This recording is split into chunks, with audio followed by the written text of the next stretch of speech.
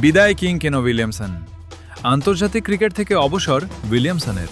Cricket বিশ্বের সবচেয়ে ভদ্র, নির্ভরযোগ্য এবং ক্লাসিক ব্যাটসম্যানদের একজন আর আন্তর্জাতিক মাঠে দেখা যাবে না। নিউজিল্যান্ডের কিংবদন্তি কেন উইলিয়ামসন ঘোষণা দিয়েছেন আন্তর্জাতিক ক্রিকেট থেকে অবসরের। শেষ হলো এক গৌরবময় অধ্যায়।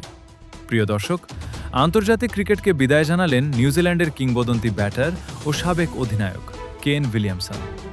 ১৬ বছরের বর্ণাঢ্য ক্যারিয়ারের ইতি টেনে তিনি অবসরের ঘোষণা দিয়েছেন।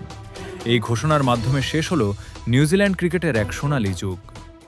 ২০১০ সালে আন্তর্জাতিক ক্রিকেটে অভিষেকের পরপর থেকে উইলিয়ামসন হয়ে উঠেছিলেন ব্ল্যাক ক্যাপসের সবচেয়ে বড় ভরসা।